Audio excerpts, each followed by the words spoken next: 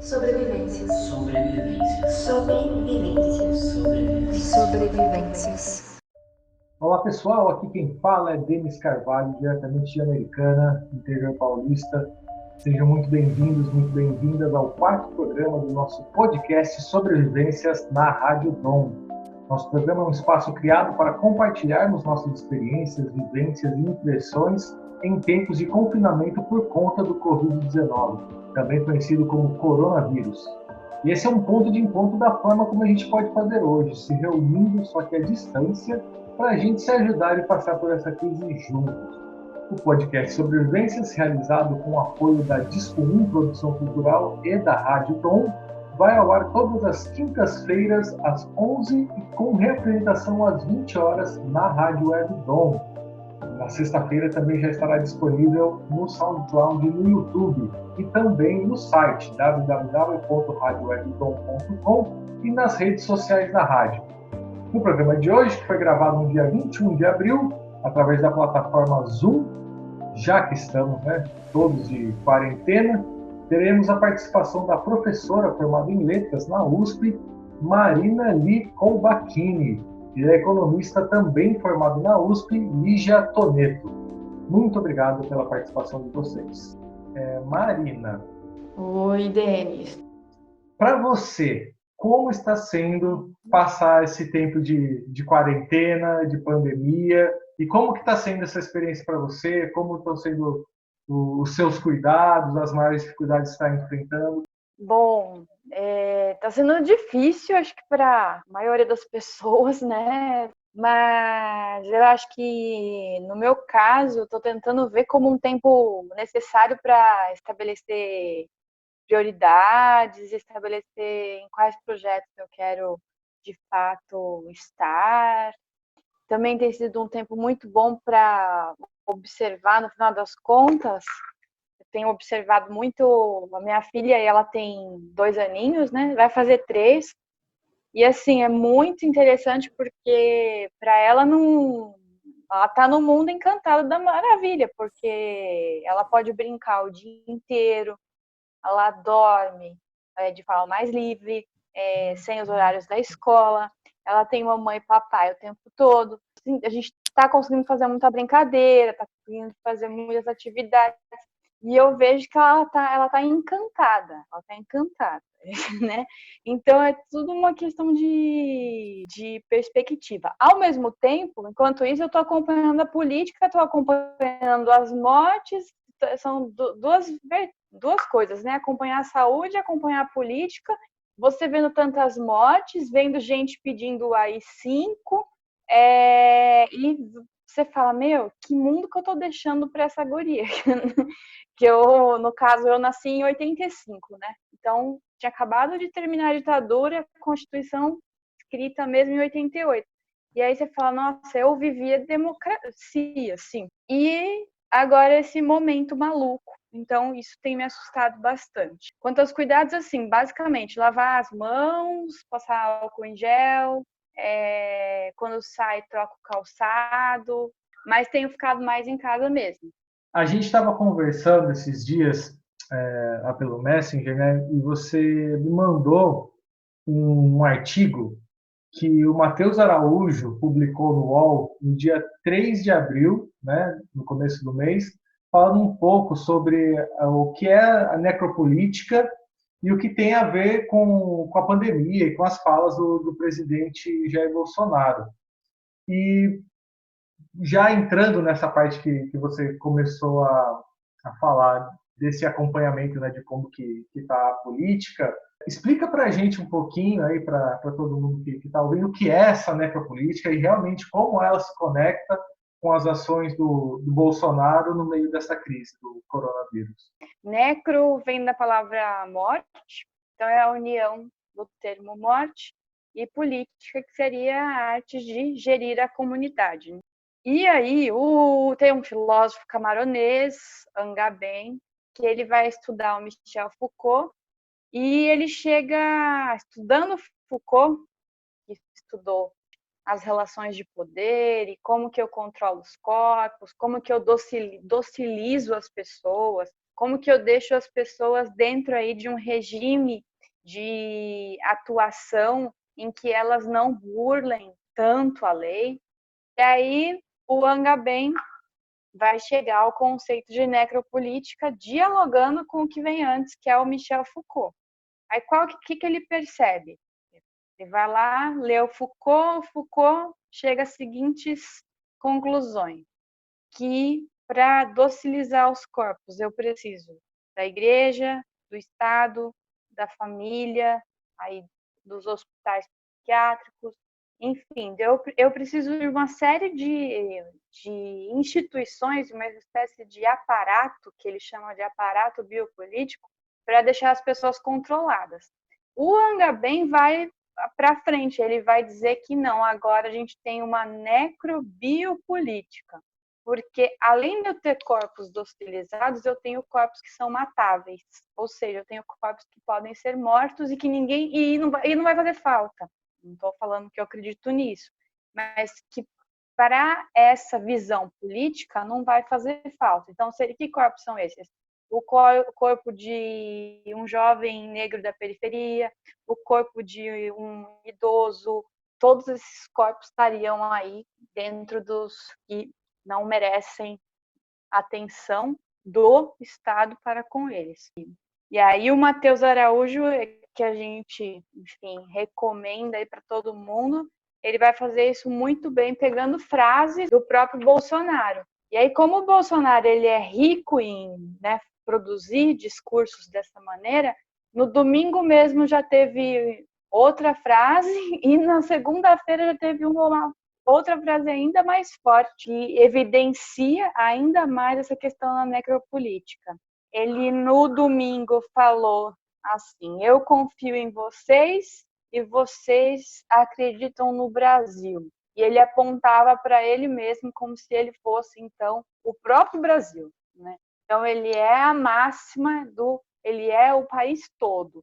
E nisso ele cria uma ilusão de que ele abarca o discurso da coletividade, sendo que o discurso dele é: quem é pobre tem que trabalhar. Quem é pobre tem que trabalhar e não pode ficar na quarentena. Isso é necropolítica. E depois, o mais alarmante de todos, na minha opinião, né, é que na segunda-feira ele disse: a Constituição sou eu. Passou meio batido, não foi tanta gente que ouviu, mas fez lembrar muito aquela frase do Luís XIV, que é: o Estado sou eu, l'état c'est moi. Enfim, galera pedindo ditadura, né? Então, não tem mais nada necropolítico do que uma ditadura, porque você, para poder ter ditadura, você tem que calar vozes, e as técnicas usadas por ditadura são técnicas que somem corpos, né? Como que um torturador faz num porão? Faz sumir um corpo. É estranho falar assim. É um pouco, né? Mas é o jeito que a gente tá encontrando hoje, né? De promover essa discussão, esse debate, que muitas vezes parece até esses pontos como a necropolítica e a gente poder discutir, por exemplo, a questão de tanta gente que está pedindo a ditadura militar que não sabe realmente o que é, gente chamando outros de comunista, como chamaram o Dória agora, que realmente não tem nada de comunista. Então, tem muita gente falando muita coisa que não sabe, né? Indo muito de encontro com as falas endossadas do presidente, que ele lidera um pouco esse discurso. Então, se o presidente está falando, então isso é verdade, eu também posso, né? Como se a Constituição sou eu, o Estado sou eu, né? E tudo vira um xingamento, né? Tudo na lógica do xingamento, aquela retórica da agressão. Depreciativa, então, né? Então, seu comunista. E peraí, para muita gente, comunista é até visto como um elogio, é uma, vamos dizer, uma posição política que pode ser endossada e embasada com muito estudo. Por exemplo, marxista, materialista dialético. Pô, um cara falar que ele é um materialista dialético e não estudou Marx pra caramba, Quer dizer, ele tem muita propriedade no que ele está falando, assim eu espero. Então, eu acho engraçado esse tom raivoso, né? De cão treinado para morder. É meio que isso. É verdade. Inclusive, a gente tem tantos militantes aí que buscam ser reconhecidos entre os seus pares, né? Tanto estudo, de vivência, de deixar muitas vezes o lazer, a família, os amigos, para viver mesmo na prática e estudar, para ter base, né, nessa luta, e muitas vezes não tem esse reconhecimento de ser chamado de comunista, e o Dória indo na contramão disso, tão fácil assim é chamado de comunista. Para quem sente que comunista é elogio, deve dar uma raiva agora nesses momentos, né? Deve dar uma raiva. Deixa eu fazer uma última perguntinha para você aqui agora.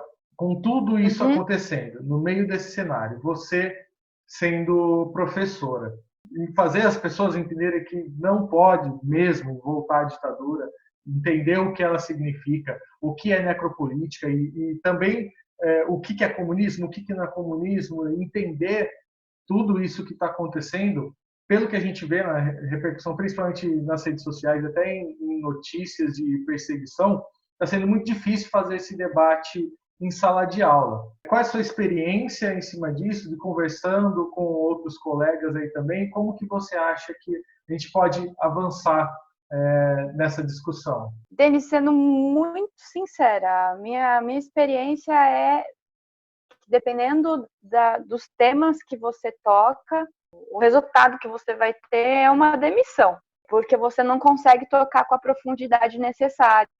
E aí você não consegue ir até a origem, pelo menos, né, suposta origem, mas ir até o conceito dentro do jeito que ele foi pensado previamente.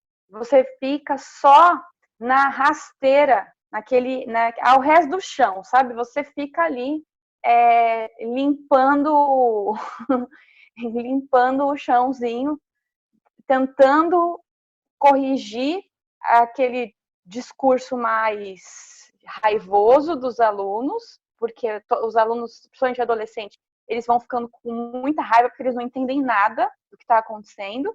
Chegam em casa, os pais também com muita raiva do que está acontecendo. Todo mundo é ladrão, todo mundo não presta. E aí a política vira um horror. E aí quando você quer tocar nesses assuntos, muitas vezes a resposta da instituição é te colocar de lado, te colocar para fora. Eu acho que o que dá para fazer é, sem nomenclaturas, tentar ir pela análise do discurso. Então, vamos analisar o discurso, pegar as falas que nem fez o Matheus Araújo, pegar as falas do Bolsonaro, por exemplo, 5, 6 falas, e analisar essas falas e ver, olha, em que sistema de crenças essas falas se baseiam. Sistema de crenças, mas sim, sistema de crenças desemboca em ação. Ação é verbo, tá? E é isso. Assim bem difícil, né? Uhum. É complicado mesmo. Bom, para quem já está com a gente desde o começo do programa e para quem chegou agora, este é o quarto programa do podcast Sobrevivências, que vai ao ar todas as quintas-feiras, às 11h, e com representação às 20 horas na Rádio Webdom. Para quem ainda perdeu ou quiser ouvir de novo, compartilhar com os amigos, com a família. Na sexta-feira, o programa já estará disponível no SoundCloud e no YouTube, assim como no site www.radiowebdom.com e também nas redes sociais da Rádio Dom. E hoje temos a participação da professora Marina Lee Colbachini e da economista Lígia Toneto, conversando um pouco aqui com a gente sobre os conflitos políticos que envolvem nossas vidas hoje, enquanto passamos por essa experiência surreal de confinamento por conta do coronavírus que o mundo inteiro está vivendo atualmente. Lígia, seja muito bem-vinda. Obrigada. Para você, como está sendo passar por esse problema, por essa pandemia global que a gente está vivendo hoje? Como estão sendo seus cuidados para sobreviver a essa quarentena e as maiores dificuldades aí que você está enfrentando. Bom, eu na verdade estou tendo uma vida um pouco ainda mais atípica nessa quarentena, porque eu sou do interior de São Paulo, né? Sou de Ribeirão Preto, mas vinha já há 6 anos morando na capital. E aí agora com a quarentena, com trabalhar de casa e tudo mais, acabei vindo passar a quarentena aqui na casa do meu pai. E aí começou aí que eu já tive que fazer uma quarentena porque estava em São Paulo e tal, aí fiquei aqui dentro de casa trancada. Mas tenho o cuidado dele, que é um grupo de risco, então também aí os cuidados de fazer o supermercado, cuidar da casa, arrumar essas coisas. Mas acho que a principal coisa é a gente adaptar a rotina, né? Então, como que é trabalhar de casa, eu que faço muita reunião, acostumar a usar essas plataformas. E eu acho que, como a Marina colocou, também tem uma dificuldade mesmo de que isso coloca também uma possibilidade da gente se reorganizar, pensar na nossa vida. Eu tentei começar a fazer yoga, mas é meio difícil.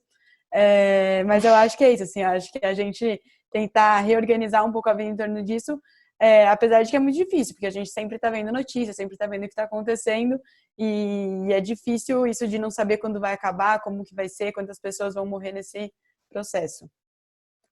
Não está sendo muito fácil, né, reequilibrar. A gente tem que estar atento, né? Quer estar atento e atualizado com tudo que está acontecendo, mas também pode ser um poço, né, sem fim. Você não pode sair, então é difícil desconectar também para fazer essas outras coisas. Né? Exatamente. E aí, em termos de cuidado, o básico, né? O recomendado, lavar as mãos, evitar aglomeração e sair o mínimo possível de casa, não ter contato físico e tal. As recomendações da saúde, né? Que só o presidente não segue. Beleza. Um líder, só que para o mal, né? Então, vamos falar um pouquinho disso aqui contigo também. Começando aqui pela cidade de São Paulo. Depois a gente vai puxar um pouquinho mais para as outras cidades aqui. Segundo um cruzamento de dados da Prefeitura de São Paulo com a rede Nossa São Paulo, que foi publicado pela Veja SP e vários outros veículos também de comunicação, os bairros de São Paulo que têm mais mortes pelo coronavírus não são os que têm mais casos da doença, mas sim os mais pobres. A reportagem diz que a área central da cidade possui mais UTIs e quem usa saúde privada tem 5,8 mais leitos disponíveis por habitante, destacando ainda que fatores como renda e saneamento têm correlação entre esses mapas. É coincidência isso que acontece ou tem algum motivo? Acho que é difícil de acreditar que tem coincidência desse tamanho, né? E acho que como a Marina estava falando antes, de fato a gente vive uma realidade no Brasil, não só agora, mas que eu acho que fica explícita com a crise, que é de que a gente tem um Estado que escolhe quais vidas valem mais, quais vidas valem menos. E por isso que acho difícil acreditar que seja uma coincidência. Eu estava vendo agora que é isso, nessa reportagem, né? Coloca que o Morumbi é onde tem mais casos, que é um bairro rico, e que tem 300 casos, e que tem só 7 mortes. E a Brasilândia, que é onde tem o maior número de mortes, esses são os últimos dados que tem por bairro, né? Tinha 89 casos e 54 mortes. Ou seja, para cada caso confirmado na Brasilândia, você tem 3 casos confirmados no Morumbi. Mas para cada morte no Morumbi, você tem 8 mortes na Brasilândia. É esse o tamanho da desigualdade que a gente vive na nossa cidade. E, além disso, são esses lugares onde já morre mais gente, onde os leitos já estão mais ocupados, né? Então, por exemplo, todos os hospitais da Zona Leste estão com 100% dos leitos de UTI já ocupados. Enquanto da Zona Oeste, por mais que toda a cidade tenha uma saturação e que vai chegar ao ponto de 100%, que é onde começou, onde tem mais casos, mas menos óbitos, ainda tem vaga em leito de hospital, principalmente se a gente leva em conta o sistema privado de saúde.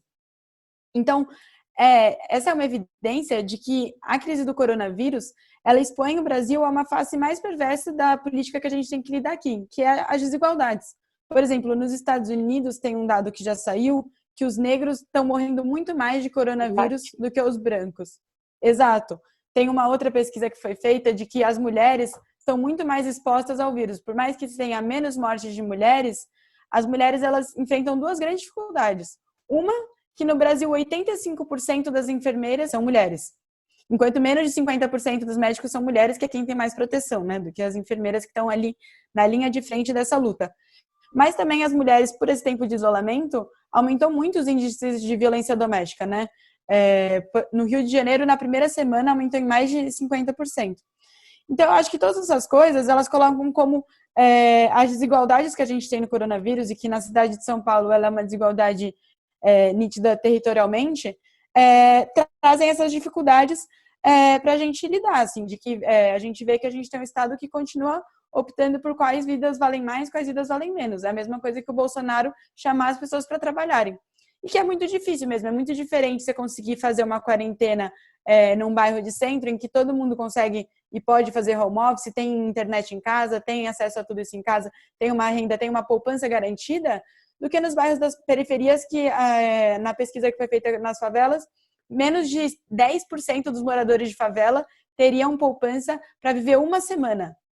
E é isso, assim, como que você consegue fazer um isolamento, como que você consegue que a única política de saúde que a gente tem disponível hoje, que seja isolamento, essas pessoas vão cumprir. A gente precisa de uma eficiência maior do Estado, em tanto garantir mais leitos para essas pessoas, conseguir construir mais hospitais de campanha, mas conseguir fazer com que a renda chegue logo, para que elas possam ficar em casa, conseguir garantir também políticas de assistência, de solidariedade, que a gente consiga criar uma rede que consiga conter essa doença, porque é uma doença que chega pelos ciclos que os primeiros casos são de quem estava na Itália, na Espanha, na Alemanha, e que agora mata os mais pobres, que nunca na vida nem sonharam em poder ir para esses países.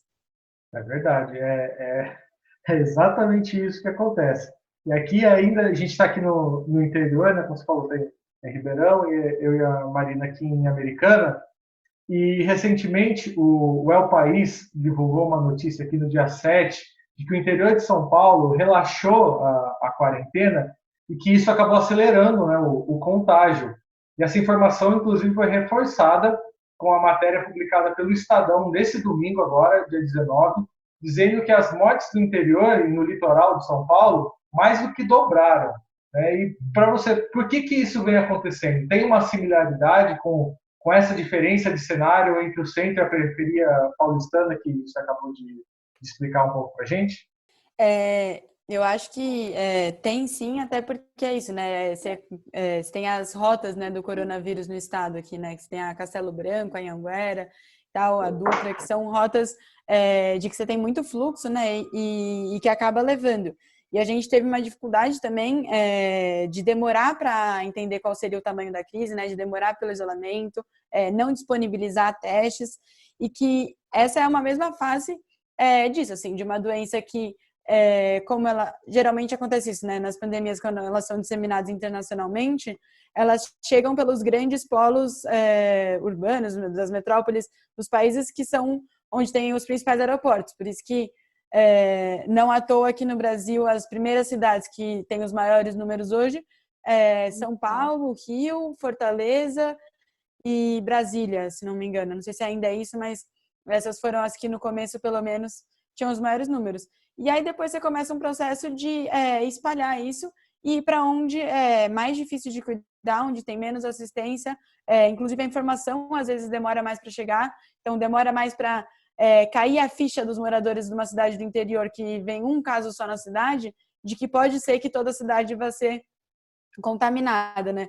E aí tem também uma distribuição desigual do Brasil de recursos, que, por exemplo, a distância média de um brasileiro até um hospital que tenha leito de UTI é 155 quilômetros, que é mais ou menos a distância de São Paulo, capital, até Piracicaba.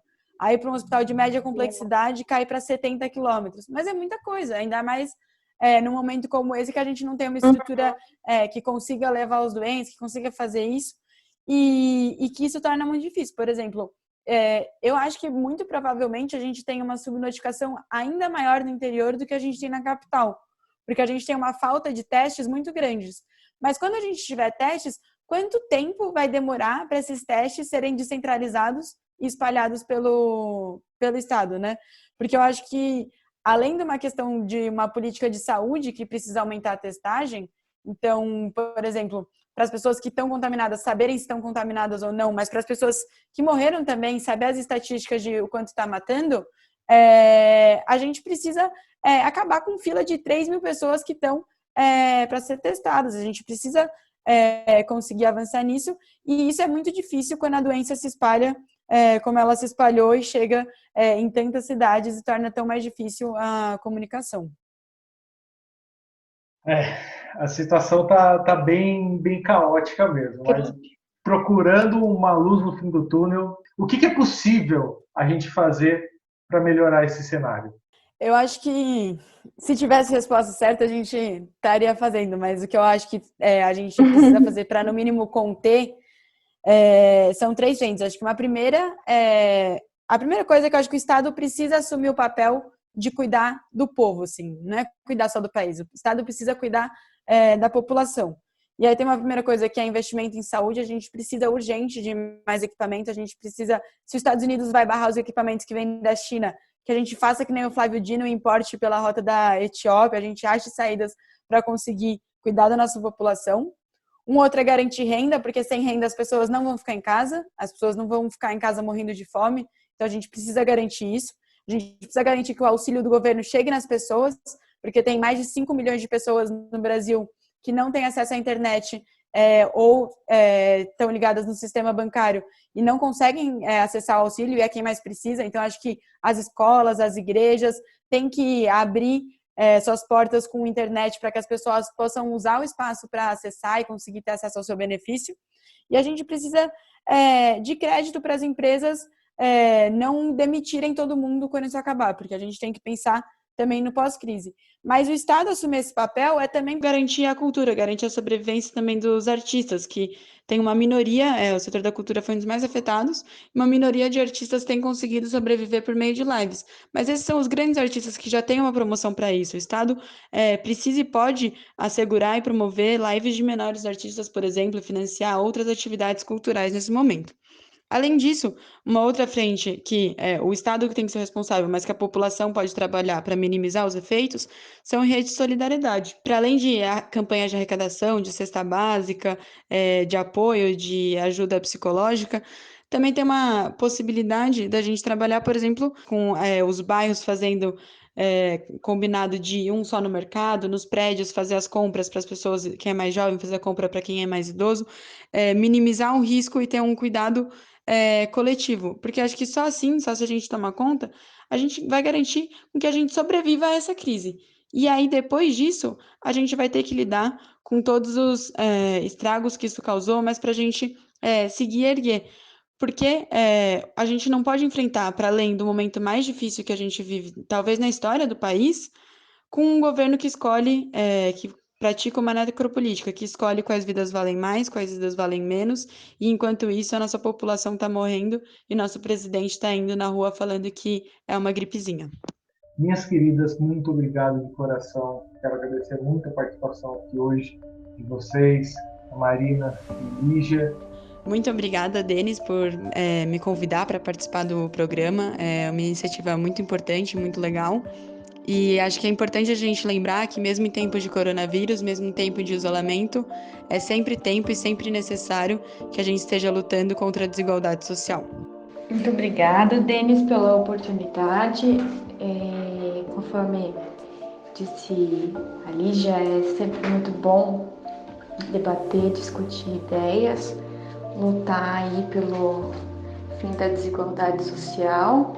E como professora, eu acho que a gente tem que colocar no centro do debate a filosofia política, né? Que é você pensar políticas que melhorem a vida das pessoas.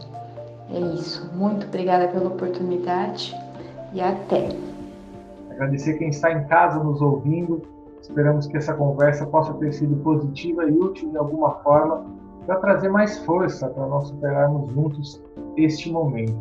Também aproveitar para relembrar que o nosso programa podcast Sobrevivências é realizado com o apoio da Disco 1 Produção Cultural e da Rádio Dom. e ele vai ao ar às quintas-feiras, às 11 e com reapresentação às 20 horas na Rádio Dom. Na sexta-feira ele já estará disponível nas redes sociais, pelo SoundCloud e também no YouTube, da mesma forma como estará disponível pelo link www.radiowebdom.com e também nas redes sociais da rádio. Um aceno de longe com a mão cheia de álcool em gel e até a próxima semana com mais uma edição do podcast Sobrevivências. Tchau! Sobrevivências. Sobrevivências. Sobrevivências. Sobrevivências. Sobrevivências.